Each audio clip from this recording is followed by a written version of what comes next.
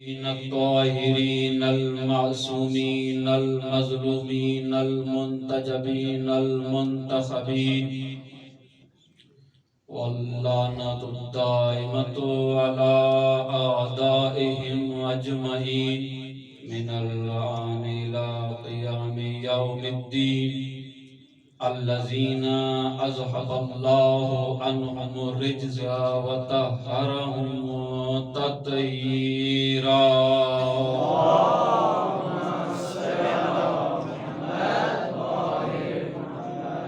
رب اشرح لي صدري ويسر لي أمري واحلل عقدة من لساني يفقهوا قولي.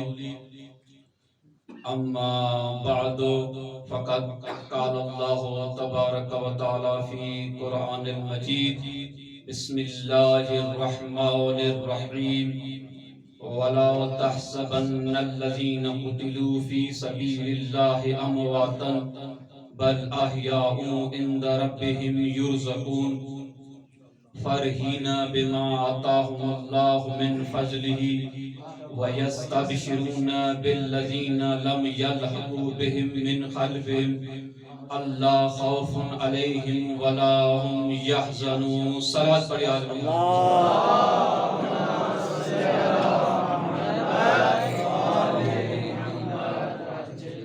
تمام تعریفیں اس خدا کے لیے جس نے ہمیں انسانی شکل میں پیدا کیا. تمام تعریفیں اس خدا کے لیے جس خدا نے ہمارے وجود میں اہل بیت کی محبت کو عطا کیا. امام فرماتے ہیں من اراد اللہ بہ الخیر قذف فی قلبہ حب الحسین. یہ حسین کی محبت میں اتنا کمال ہے جو پروردگار عالم نے آپ کے وجود میں حسین کی محبت کو ڈال دیا. خدا جب خیر کا ارادہ کرتا ہے تو اس کے دل میں حسین کی محبت کو ڈالتا ہے. سب سے مشکل مرحلہ توجہ کیجئے گا، سب سے مشکل مرحلہ موت کا ہے. توجہ کیجئے گا، یہ مقدمہ ہے، انشاءاللہ اس کے بعد آیت کی طرف آئیں گے. سب سے مشکل مرحلہ موت کا ہے. جتنا بھی بہادر ہو، کتنا بھی شجاع ہو، کتنے بھی پیسے والا ہو، مگر جب موت کی بات آتی ہے تو گھبرا جاتا ہے. ہم اتنے پیسے دیں گے مگر موت ہم سے ٹل جائے. کتنی بھی کوشش کرتا ہے مگر موت نہیں ٹلتی. میرا موضوع ہے کہ کربلا والوں کی نظر میں موت کی حقیقت کیا ہے. کربلا والوں کی نظر میں موت کی کیا حقیقت ہے اور ہم کس نگاہ سے موت کو دیکھتے ہیں. جتنا بھی انسان بہادر ہو، جتنا بھی کتنا بھی پیسے والا ہو، جب موت کی بات آ جاتی ہے تو وہ گھبرا جاتا ہے، پریشان ہو جاتا ہے. موت نہ آئے. اور جتنے بھی مشکلات آئیں مگر موت نہ آئے. کیوں کہ مجھے موت سے ڈر لگا ہے. اسی پروردگار عالم ارشاد فرماتے ہیں سورہ آل عمران، پروردگار عالم ارشاد فرماتے ہیں وَلَا تَحْسَبَنَّ الَّذِينَ قُتِلُوا فِي سَبِيلِ اللَّهِ أَمْوَاتًا. تاکید سے پروردگار عالم ارشاد فرماتے ہیں گمان بھی نہ کرنا جو خدا کی راہ میں قتل ہو گئے انہیں مردہ سمجھے. تمہارے ذہنوں میں یہ بات بھی نہیں بیٹھی چاہیے جو خدا کی راہ میں قتل ہو گئے آپ انہیں مردہ نہ سمجھنا، وہ زندہ ہیں، پروردگار عالم کے نزدیک رزق کو کھا رہے ہیں، رزق انہیں مل رہا ہے مگر تمہیں ان چیزوں کا شعور نہیں ہے. فرحین بما آتاہم اللہ من فضلہ. ان شہداء کا ایسا مقام ہے پروردگار عالم ان کے مرنے کے بعد انہیں ایسا مقام دیتا ہے ان عظمتوں کو دیکھ کر خوش ہو جاتے ہیں. ان عظمتوں کو دیکھ کر مقام کو دیکھ کر عظمت کو دیکھ کر خوش ہو جاتے ہیں میرے پروردگار عالم ہم نے تو نہیں سوچا تھا ہمیں اتنا مقام ملے گا وَيَسْتَبْشِرُونَ بِالَّذِينَ لَمْ يَلْحَقُوا بِهِمْ مِنْ خَلْفِهِمْ اور یہ لوگ ان لوگوں کے بارے میں بھی خوش ہیں جو ان کے تو ساتھ تھے لڑنے کی کوشش کی مگر شہید نہ ہو سکے کیوں خوش ہیں اس لیے کہ ان کا بھی ارادہ یہ تھا کہ ہم شہید ہو جائیں جو ان کے ساتھ ملاق نہ ہو سکے ان کا بھی یہی ارادہ تھا کہ ہم شہید ہو جائیں مگر انہیں توفیق نصیب نہ ہو سکی کہ وہ شہید ہو گئے شہید ہو اب جو گفتگو کرنا چاہ رہا ہوں وہ یہ اللہ خوف علیہم ولا هم یحزنون اب اس آیت کے ذیل میں علامہ طباطبائی تفسیر المیزان میں عجیب نکتہ فرمانا چاہ رہے ہیں اگر آپ کی توجہ رہی تھوڑا مطالب سنگین ہے آپ بھی طالب علم ہیں توجہ کیجئے گا پروردگار عالم فرماتے ہیں اللہ خوف علیہم ولا هم یحزنون جو شہید ہیں جو اللہ کی راہ میں شہید ہو گئے ان کی دو خصوصیات ہیں کبھی موت سے ڈرتے نہیں ہیں اور حزن ان کے وجود میں طاری نہیں ہوتا اب اس ضمن میں علامہ فرماتے ہیں کہ جو انسان جس انسان نے خوف کھا لیا جو انسان ڈر گیا یعنی ڈرنے والا فنا ہو جائے گا جو ڈرا وہ فنا ہو گیا جو ڈرا وہ تمام سعادتوں سے محروم ہو جائے گا جو کربلائی ہے وہ کبھی موت سے نہیں ڈرتا کربلا والے کبھی موت سے نہیں ڈرتے کیوں کہا ہم نے موت کا تصور کربلا سے لیا کربلائی کبھی موت سے نہیں ڈرتے فرماتے ہیں جو ڈر گیا وہ فنا ہو گیا جو ڈر گیا وہ جھوٹا ہو گیا یعنی ڈر انسان کے وجود میں ایک تو جھوٹ لاتا ہے اور ایک تو انسان فنا ہو جاتا ہے یعنی انسانیت کی فنا کا راز انسان کا ڈرنا ہے ڈر یعنی جھوٹ ڈر یعنی خوف اس کی دلیل بھی ہے ایک مرتبہ سوال پڑھے آل محمد کی ذات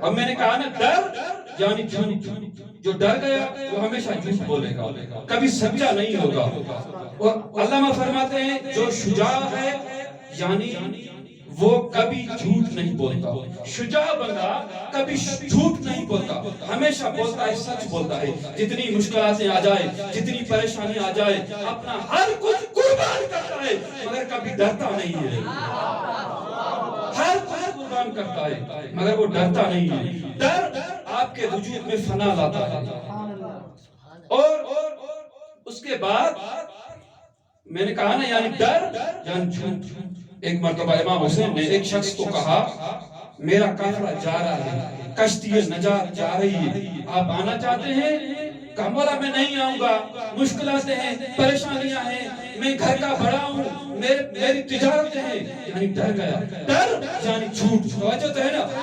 ڈر یعنی جھوٹ جو ڈر گیا وہ ہمیشہ جھوٹ بولے گا اور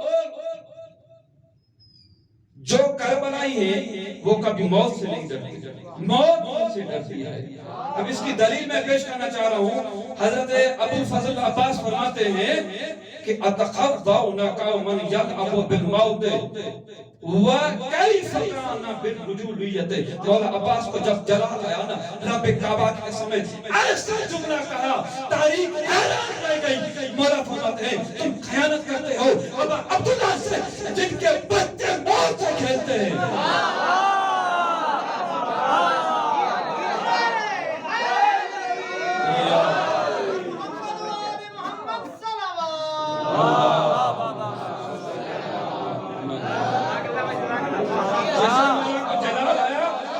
خدا کی قسم ایسا مولا نے جملہ کہا اتخونا قوما یلعبوا بالموت بالطفولیت موت سے کھیلنا ہمارے بچوں کا کھیل ہے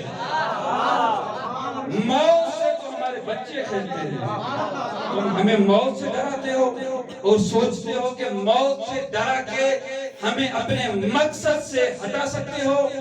موت تو ہمارے بچوں کا کھیل ہے۔ وَكَيْفَ كَانَ بِالرُّجُولِيَّةِ، مولا فرماتے ہیں کیا کمال ہے بنی ہاشم کے جوانوں کا جب وہ اپنی اس منزل پر پہنچتے ہیں۔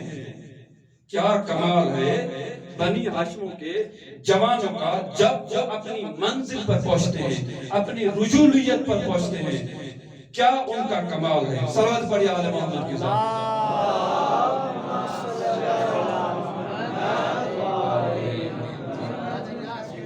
موت بنی ہاشم کے جوانوں کا کھیل ہے، بچوں کا کھیل ہے۔ اگر ہم موت کا تصور اہل بیت سے لیتے، کربلا سے لیتے، تو کبھی ہم موت سے نہیں ڈرتے۔ ان کی مثالیں ملتی ہے۔ ایک مرتبہ ایک مثال دینا چاہ رہا ہوں، مسائل نہیں جا رہا۔ ایک مرتبہ جب جناب قاسم امام حسین سے اجازت لینے آ رہا تھا، اجازت لینے کی کوشش کی تو مولا نے سب سے پہلے یہ کہا کہ کیف الموت عندک، تمہارے نزدیک موت کیا ہے؟ اب مولا نے ایسا کیوں کہا؟ مولا اجازت دے دے۔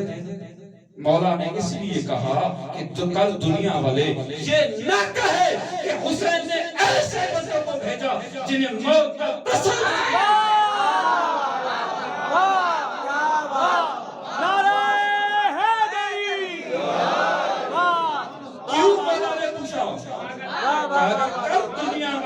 کہ حسین ایسے بندوں کو بھیج رہا ہے جنہیں موت کا پتہ بھی نہ ہو، یہ ان پر ظلم ہوتا۔ مولا نے فرمایا کیف الموت عندک، موت تمہارے نزدیک کیا ہے؟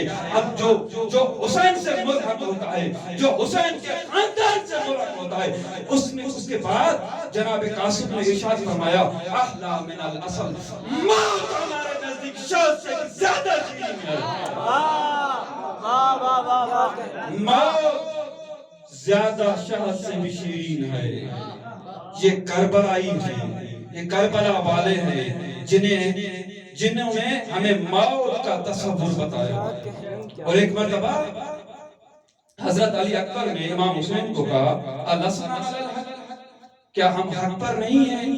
امام حسین نے فرمایا ہاں ہم حق پر ہیں۔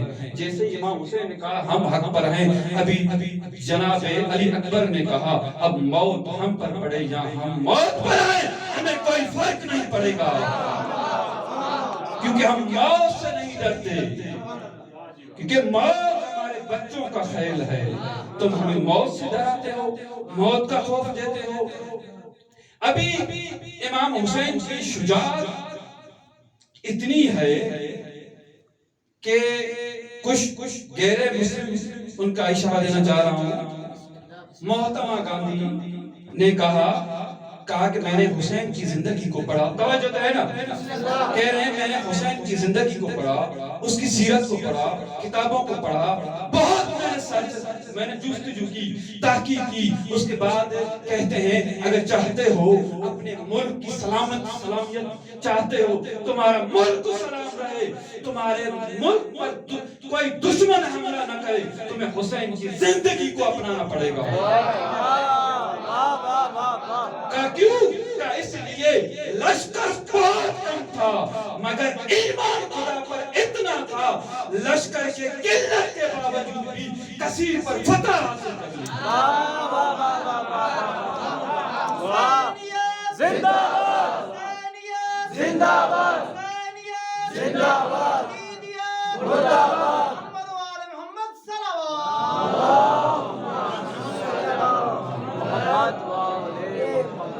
اور ایک انگریز ہے جس کا نام ہے چارلس ڈکنز، وہ کہتے ہیں امام حسین کی شجاعت کے بارے میں، کہتے ہیں جو لوگ کہتے ہیں حسین دنیا کے لیے قیام کیا، وہ لوگ اندھے ہیں، سمجھتے نہیں ہیں، سوچتے نہیں ہیں، فکر نہیں کرتے۔ میں کہتا ہوں تو ان مسلمانوں سے وہ انگریز بہتر ہیں جنہوں نے حسین کی زندگی کو پڑھ کر صحیح طریقے سے مفہوم دنیا کو بتایا۔ جنہوں نے حسین کی زندگی کو چار طرف غیر مسلم ہے، مسلمان نہیں ہے، کہتا ہے میں نے حسین کی زندگی کو پڑھا، جو لوگ کہتے ہیں حسین نے دنیا کے لیے قیام کیا، وہ لوگ اندھے ہیں، انہوں نے حسین کی زندگی کو صحیح طریقے سے نہیں پڑھا، انہوں نے حسین کی زندگی کا صحیح طریقے سے مطالعہ نہیں کیا۔ حسین نے اپنے ساتھ بچوں کو لا کر، اپنے ساتھ خاندان کو لا کر حسین نے بتایا میرا قیام ہے اسلام کی خاطر، میرا جو قیام ہے وہ اسلام کی خاطر قیام ہے، میں نے جو قیام کیا ہے وہ اسلام کی خاطر قیام کیا ہے۔ اس کے بعد ایک آخر میں عیسائی ہے جس نے کتاب لکھی صوت العدالت الانسانیہ، عربی میں اس نے کتاب لکھی، اردو و فارسی میں ترجمہ ہو چکا ہے اس کا۔ اس میں لکھتے ہیں کہ تمہیں پتا ہے یزید کے لشکر میں اور حسین کے لشکر میں کیا فرق ہے؟ توجہ کریں، کہہ رہے ہیں کہ تمہیں پتا ہے حسین کے لشکر، حسین کے اصحاب اور یزید کے لشکر میں کیا فرق تھا؟ کہا فرق صرف اتنا ہے، وہ جنگ کرنے آئے تھے دولت کے لیے، پیسوں کے لیے، ان کا ہدف، ان کا مقصد دولت تھی، ان کا ہدف، ان کا مقصد پیسہ تھا، مگر حسین کے پاس ایسے اصحاب تھے، حسین کہہ رہے ہیں چلے جاؤ، میں نے تم سے بیعت کی، مگر کہہ رہے ہیں حسین اگر ہم 72 مرتبہ قتل کیے جائے، اس کے بعد ہمارے جسموں کو جلا دیا جائے، پھر بھی آپ پر قربان ہو جائیں گے، پھر بھی آپ پر قربان ہو جائے گے۔ یہ حسین کی شجاعت ہے۔ اور امام حسین ارشاد فرماتے ہیں الہی ترکت الخلق طرا فی ہواک وایتمت العیال لکی اراک ولو قطعتنی فی الحب لما حن الفؤاد فی سواک۔ عجیب جملہ مولا فرماتے ہیں پروردگار عالم میں نے اپنا سب کچھ قربان کر دیا تمہاری خاطر، اپنے بچوں کو قربان کر دیا، اپنے خاندان کو قربان کر دیا، اپنے وطن کو چھوڑ دیا تمہاری خاطر، اور وَأَيْتَمْتُ الْعَيَالَ لِكَيْ أَرَاكَ، میں نے اپنے بچوں کو یتیم کر دیا تاکہ آپ کی جلوے کو محسوس کر سکوں۔ یہ امام حسین کا جملہ ہے۔ اب آگے جملہ مولا کا بہت سخت ہے، وَلَوْ قَطَعْتَنِي فِي الْحُبِّ لَمَّا حَنُّ الْفُؤَادَ فِي سِوَاكَ، اگر میرے جسم کے ٹکڑے ٹکڑے کیے جائے اور کہا جائے خدا کو ترک کرے، حسین کبھی خدا کو ترک ہی نہیں کرے گا۔ وَلَوْ قَطَعْتَنِي فِي الْحُبِّ لَمَّا حَنُّ الْفُؤَادَ فِي سِوَاكَ۔ اور امام حسین کے قیاموں میں سے دو کی طرف اشارہ کروں گا، اس کے بعد ذکر مسائل۔ ایک مقصد مولا کا یہ تھا کہ یزید کی حکومت کو نابود کرنا۔ مولا کے قیاموں میں سے جو اثرات تھے، قیام میں سے جو اثرات ہیں، ان میں سے پہلا مولا کا ہدف اور مقصد یزیدی حکومت کو نابود کرنا اور اس کو رسوا کرنا۔ اب جیسے مولا کو ابھی میں امام کی شجاعت بیان کرنا چاہ رہا ہوں، یعنی کربلائی کبھی موت سے نہیں ڈرتے، اور جب مولا کو ولید کا خط پہنچا اور امام حسین علیہ السلام اپنے اصحاب کے ساتھ، خاندان کے ساتھ دربار میں چلے، اس کے بعد بیعت کا مطالبہ ہوا، امام حسین نے انکار کیا۔ اس کے بعد جو میرا مقصد ہے، مفہوم ہے، وہ بیان کرنا چاہ رہا ہوں۔ جیسے ہی امام نے انکار کیا تو مروان وہاں بیٹھا ہوا تھا۔ مروان نے کہا ولید اگر حسین ابھی چلا جائے تو کبھی حسین کو نہیں پکڑ سکتے، حسین سے کبھی بیعت نہیں لے سکتے۔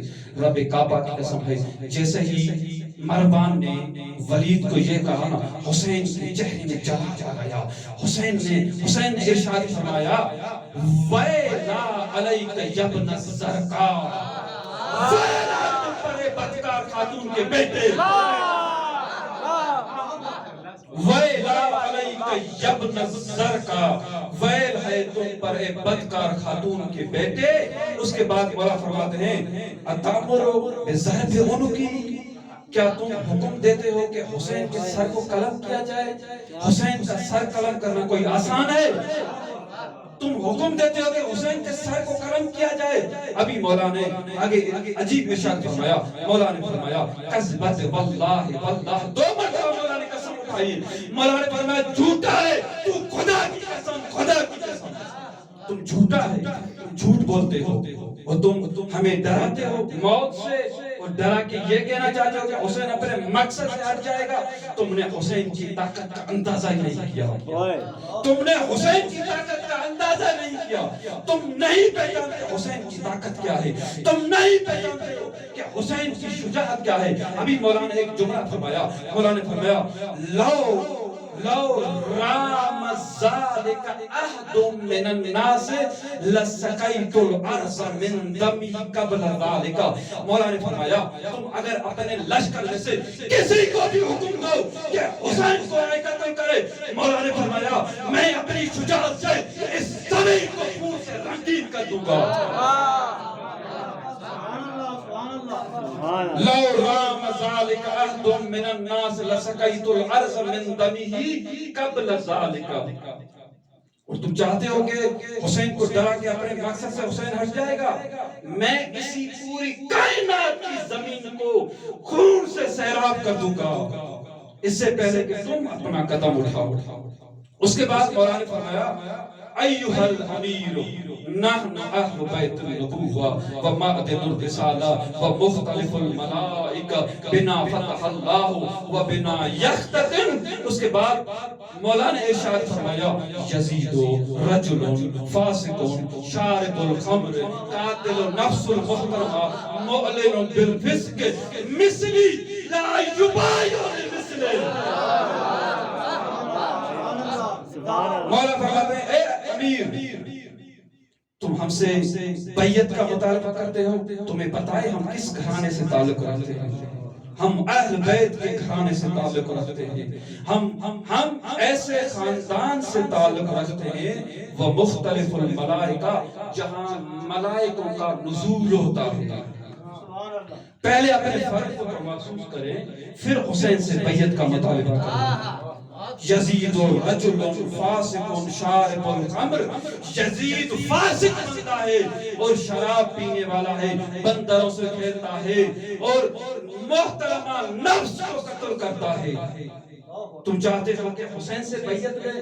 ابھی بادشاہیت اس کی، فوج اس کی، ہر چیز اس کی، مگر حسین کی طاقت اتنی ہے جس سے یزید بھی ڈرتا ہے. حسین کی شجاعت اتنی ہے جس سے یزید بھی ڈرتا ہے.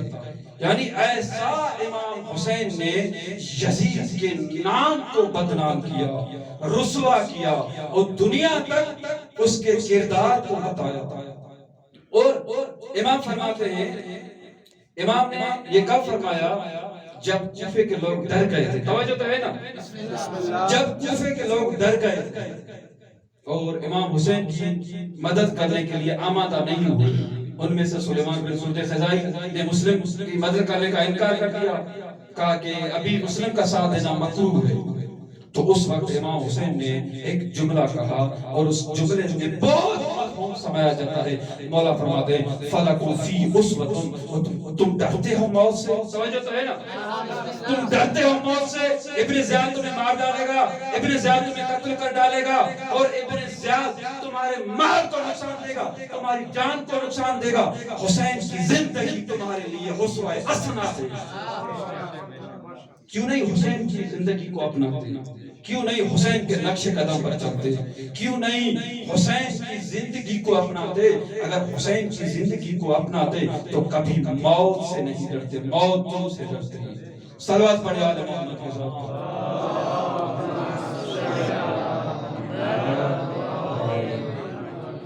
اس کے بعد امام حسین علیہ السلام نے جب خط لکھا بصرے والے، اس میں مولا ارشاد فرماتے ہیں وَلَقَدْ بَعَثْتُ إِلَيْكُمْ رَسُولِي بِهَذَا الْكِتَابِ أَنَا أَدْعُوكُمْ إِلَى كِتَابِ اللَّهِ وَسُنَّةِ نَبِيِّهِ فَإِنَّ السُّنَّةَ قَدْ أُمْتِيَتْ وَإِنَّ الْبِدْعَةَ قَدْ أُحْيَتْ وَإِن تَسْمَعُوا قَوْلِي وَتُطِيعُوا أَمْرِي أَهْدِكُمْ إِلَى سَبِيلِ الرَّشَادِ۔ مولا فرماتے ہیں اے کوفے والو، میں اپنا سفیر تمہاری طرف بھیج رہا ہوں اور میں تمہیں دعوت دے رہا ہوں کتاب خدا اور سنت نبی کی طرف۔ اور مولا کا مقصد کیا تھا؟ مولا کہنا کیا چاہ رہے تھے؟ مولا یہی فرمانا چاہ رہے تھے کیونکہ جو سنت تھی ان کو مٹا دیا، سنت نبی کو ختم کرنے کی کوشش کی گئی اور بدعتوں کو دوبارہ زندہ کیا۔ اب مولا فرماتے ہیں اگر تم نے میری بات کو سنا اور تم نے میری اطاعت کی، حسین کی ضمانت ہے تمہیں ہدایت دی جائے گی، تم ہدایت کی طرف آؤ گے اور تمہیں ہدایت ملے گی۔ اس کے بعد امام فرماتے ہیں یزید کے بارے میں کہ علی الاسلام السلام اذ قد بلیت الامت برأی مثل یزید، ایسے اسلام کو میں حسین خدا حافظی کہتا ہوں جس اسلام کی جو رسی ہے وہ یزید کے ہاتھ میں ہو، اس اسلام سے حسین خدا حافظی کہتا ہے، وہ اسلام حسین کو نہیں چاہیے۔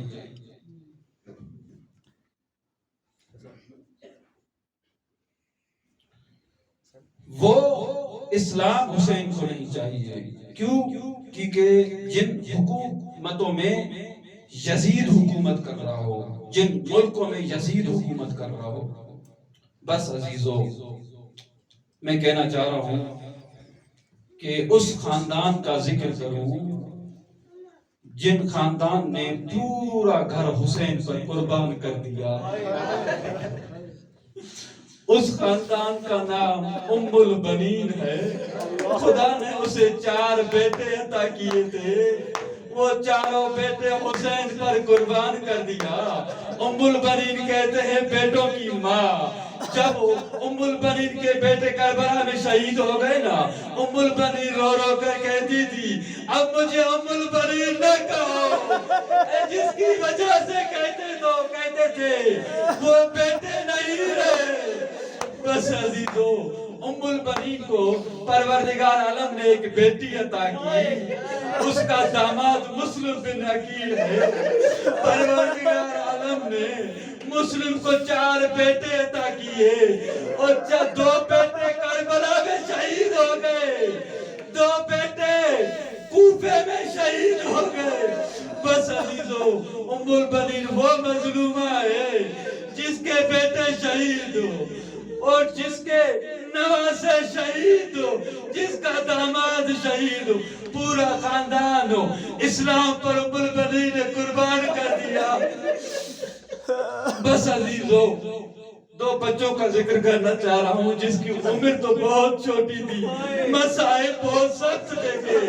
بس عزیزو جیسے حضرت مسلم کوفے آئے تھے نا، 2 بچے اس کے ساتھ تھے، تو مسلم نے چاہا ان بچوں کو کربلا لے جاؤں، مگر دروازوں کو بند کر دیا، جانے نہیں دیا۔ مسلم نے کیا کہا؟ مسلم نے جا کر قاضی شرح کے گھر آئے اور کہا ان بچوں کو اپنے پاس رکھو، جب وقت ملے ان بچوں کو مدینے پہنچانا۔ بس عزیزو یہ مسلم کے 2 بچے محمد اور ابراہیم قاضی شرح کے پاس تھے، مسلم شہید ہو گیا، کربلا ہو گئی۔ اس کے بعد قاضی شرح نے اپنے بیٹے کو کہا کہ یہ قافلہ جا رہا ہے مدینے، ان 2 بیٹوں کو مدینے کے قافلے تک پہنچا دے، یہ خود مدینے چلے جائیں گے۔ بس عزیزو جیسے ہی یہ لے کر آنے کی کوشش کر رہا تھا، باہر آ کر قافلہ بہت دور تھا، اس خبیث نے کیا کہا کہ قافلہ جا رہا ہے، خود وہاں پہنچ جاؤ۔ ان بچوں نے بہت کوشش کی، کیا ان بچوں کی عمر تھی بھاگنے کی؟ کیا ان بچوں کی عمر تھی بھاگنے کی؟ ان بچوں کی تو کھیلنے کی عمر تھی۔ جیسے ہی بچے بھاگے، دوڑے، قافلہ کھانا تک نہ پہنچ سکے۔ عزیزو بچے بہت تک گئے تھے، ایک درخت کے نیچے بیٹھ گئے، ایک خاتون آئی، ان بچوں کے چہروں کو دیکھا، پھول جیسے بچے تھے، کہا کہ تم کہاں سے آئے ہو، کس کے بیٹے ہو؟ کہا کہ ہم مسلم بن عقیل کے بیٹے ہیں۔ بس عزیزو اپنے گھر لے کر آئی، بچوں کو کہا میں تمہیں پناہ دے رہی ہوں، تمہیں کھانا بھی دوں گی، تمہیں پانی بھی دوں گی، مگر آپ کی آواز بلند نہ ہونی چاہیے، کیونکہ میرا شوہر بہت خبیث ہے، اگر اس کو پتا چلا تمہیں نہیں چھوڑیں گے۔ بس عزیزو جیسے ہی ان بچوں نے کھانا کھایا، ایک بچے پانی پی کر سو گئے، خواب میں مصطفیٰ کی زیارت کی، علی مرتضیٰ کی زیارت کی، حسنین کی زیارت کی، اس کے بعد مسلم کی زیارت کی۔ خواب میں مصطفیٰ مسلم کو فرماتے ہیں مسلم خود تو آ گئے، تمہارے بچے ابھی تک نہیں آئے۔ مسلم نے رو کر کہا یا رسول اللہ کل میرے بھی بیٹے آ جائیں گے۔ بس عزیزو دونوں خواب سے اٹھے اور ایک نے دوسرے کے گلے لگا کر رونے لگے، بہت روئے۔ جب رونے کی آواز بلند ہوئی، ایک خبیث بیدار ہوا، حارث بیدار ہوا، بیدار ہو کر اس خبیث نے بڑا ظلم کیا۔ اس خبیث نے پوچھا بتاؤ تم کون ہو؟ کہا مسلم کے بیٹے ہیں، کہا ہم مسلم کے بیٹے ہیں، بس میری طرف دیکھنا، کہا مسلم کے بیٹے۔ جیسے اس نے کہا اس خبیث نے راتوں سے مسلم کے بیٹے کو بہت مارا، مسلم کے بیٹوں کو لاتوں سے مارنے لگے، ہاتھوں سے تماچے مارنے لگے۔ اس کے بعد اس کے پیروں کو بھی باندھا، ہاتھوں کو بھی باندھا، باندھ کر ساری رات یہ مسلم کے بیٹے بندے رہے۔ جیسے ہی صبح ہوئی اس کے بعد اپنے غلام اور بیٹے کو لے کر نہر فرات کی طرف گئے۔ اس کے بعد اپنے غلام کو حکم دیا کہ ان دونوں کے سروں کو قلم کرے۔ جیسے ہی کہا نا سروں کو قلم کرے، تو اس کے بعد جیسے ہی غلام نزدیک آیا، رب کعبہ کی قسم ہے مسلم کے بیٹوں نے ان کو دیکھ کر کہا تمہاری جوانی پر بہت افسوس ہو رہا ہے، تمہیں دیکھ کر ہمیں بلال یاد آ رہا ہے۔ اس نے رو کر کہا کیا تم مصطفیٰ کو جانتے ہو؟ کہا کہ ہم مسلم کے بیٹے ہیں۔ اس نے دریا میں خود کو پھینک دیا۔ اس کے بعد اپنے بیٹے کو حکم دیا، کہا کہ اس کے سروں کو قلم کرے۔ جیسے ہی بیٹا آیا تو رو کر کہا جانتے ہو ہم کون ہیں؟ ہم مسلم کے بیٹے ہیں۔ یہ غلام نے انکار، بیٹے نے بھی انکار کر دیا۔ یہ خبیث جیسے ہی دوڑا نا، جیسے آگے چلا ان دونوں کے سروں کو قلم کرے، تو اس کی بیوی جیسے ہی بتانے کے لیے آئی، اپنی بیوی کو ضربت لگائی، شمشیر لگائی، وہ زخمی ہو گئی۔ بیٹے نے بچانے کی کوشش کی، اس کو مار ڈالا۔ اس کے بعد نزدیک آئے، بچوں کو کہا میں تمہیں مار ڈالوں گا، تمہارے سروں کو قلم کر دوں گا۔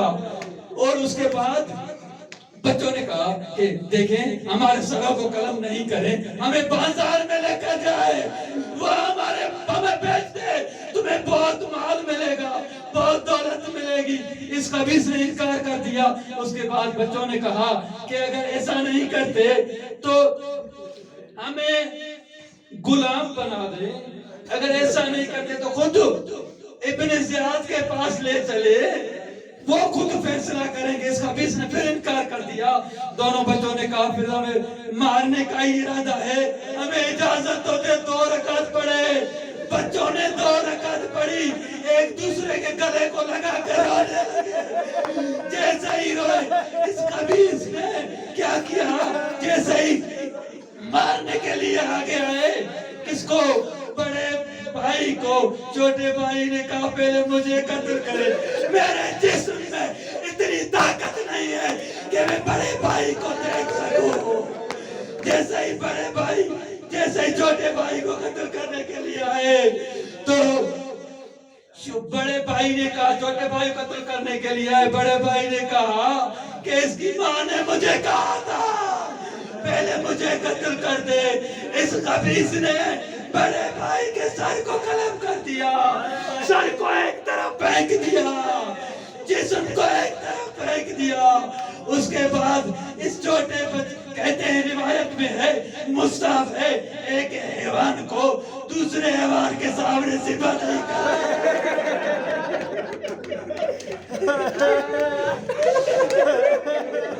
ایک حیوان کو دوسرے حیوان کے سامنے ذبح نہیں کرتے، کیونکہ وہ دوسرا برداشت نہیں کرتا، اس کے دل میں بہت درد ہوتا ہے۔ اس خبیث نے ایک بھائی کے سامنے دوسرے بھائی کو قتل کر دیا۔ بس عزیزو، جیسے ہی بڑے بھائی کو قتل کر دیا، بڑا بھائی دوڑ کر، جیسے ہی بڑے بھائی کو قتل کر دیا، چھوٹا بھائی دوڑ کر بڑے بھائی کے سر کو اپنے گود میں رکھا، گود میں رکھ کر بد دعا کی، خدایا ہمارا انصاف کرنا۔ اس کے بعد خبیث نے چھوٹے بھائی کو بھی قتل کر دیا، دونوں سروں کو ابن زیاد کے پاس لے کر چلے۔ جیسے ہی ابن زیاد خبیث کے پاس لے گئے نا، کتنا بھی شان دل تھا، 3 مرتبہ کرسی سے اٹھا، پھر بیٹا، پھر کرسی سے اٹھا، کہے خبیث تمہاری دل نے کیسے چاہا اس پھول جیسے بیٹوں کا سر قلم کر دے۔ اِنَّا لِلَّهِ وَإِنَّا إِلَيْهِ رَاجِعُونَ۔ رضا بِقَضَائِهِ وَتَسْلِيمًا لِأَمْرِهِ۔ پروردگار عالم ہماری عبادتوں کو اپنی بارگاہ میں قبول و مقبول فرما۔ جتنے بھی طلاب دوستان ادھر موجود ہیں، سب کی حاجاتوں کو اپنی بارگاہ میں قبول و مقبول فرما۔ اس اشرائے مجالس میں جن طلاب نے حصہ لیا ہے، کمک کیے ہیں، ہر لحاظ سے تعاون کیا ہے، ان کی زحمتوں کو اپنی بارگاہ میں قبول و مقبول فرما۔ امام زمانہ کے ظہور میں تاجیل فرما۔ دعا کی قبولیت کے لیے باز بلند تر صلوات۔